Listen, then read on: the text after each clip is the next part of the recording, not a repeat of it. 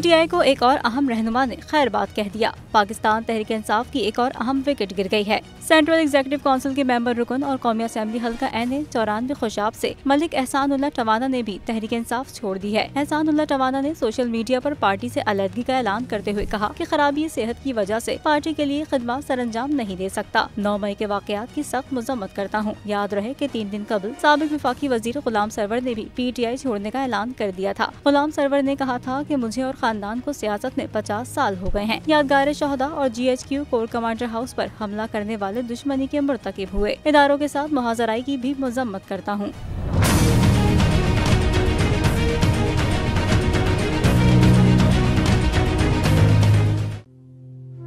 तू की जाने यार अमीरा, रोटी बंदा खा जाती है। यूनान में कश्ती उलटने का अलमनाक हादसा।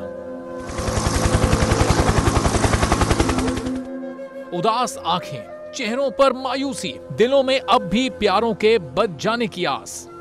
मेरी दरखास्त है वजीर आजम अगे जल्दी तो जल्दी मेरे बच्चे की तलाश की जाए।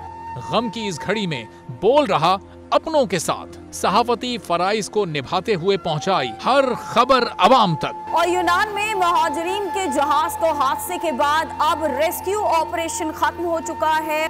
68% अवाम ने कश्ती हादसे की पल पल की खबर से जुड़े रहने के लिए देखा सिर्फ बोल न्यूज, क्योंकि बोल है पाकिस्तान का नंबर 1 न्यूज चैनल।